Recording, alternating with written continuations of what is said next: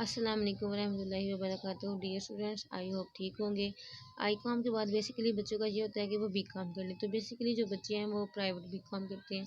तो मैंने ये सोचा कि बच्चों की क्यों ना क्यों हेल्थ की जो उनकी स्टडीज़ के रिलेटेड तो मैं आपको पढ़ाऊँगी मनी बैंकिंग एंड फाइनेंस यानी कि MBA।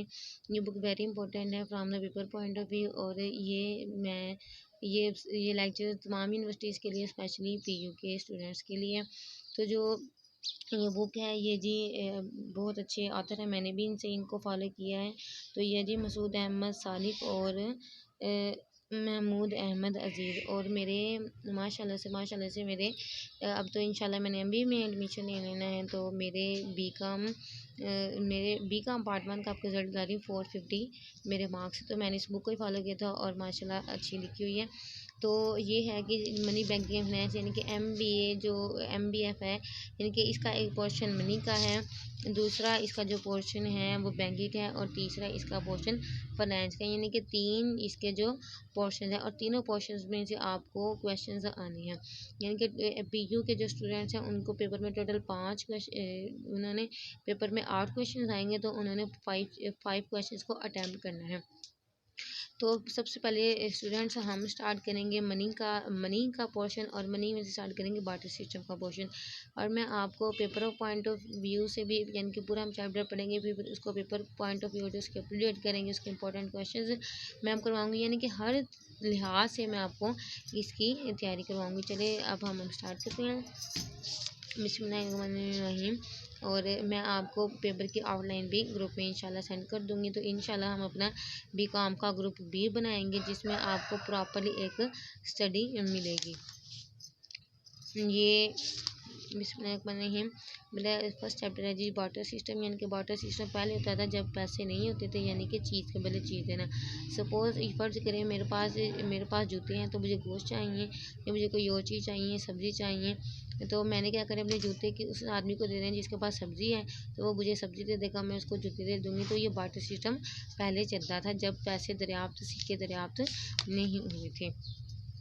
तो जनाब ये डेफिनेशन है और ये लिखी है। आपने जब डेफिनेशन लिखनी है पेपर में, तो ये जो डेफिनेशन के राइटर हैं इनका नेम भी आपने साथ मेंशन करना है। ये लिखी है RH पार्कर ने।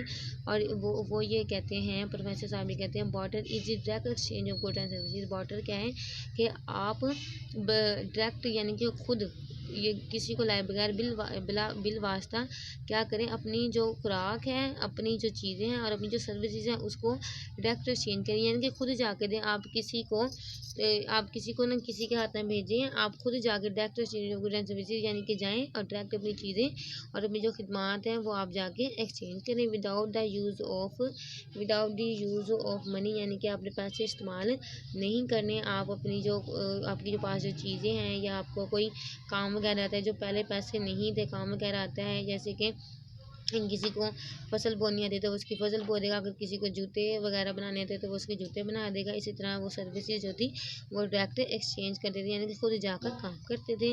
As either a means of payment, अगर यानी कि है तो वो उसको पैसे देगा, और यूनिट ऑफ अकाउंट, और अकाउंट का एक हिस्सा दे देगा, यानी कि वो चेक बना के देगा, जाओ जी तुम मेरे से पैसे ले लो।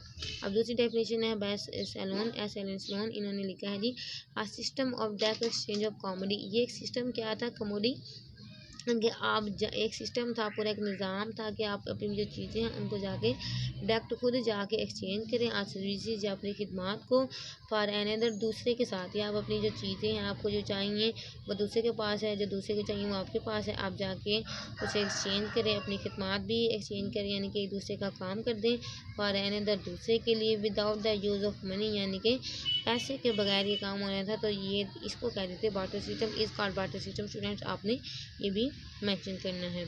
आई होप आपको ये पसंद आया होगा। इंशाल्लाह अगले लेक्चर्स में मैं आपको क्वेश्चन पढ़ाऊँगी। अल्लाह हाफिज़।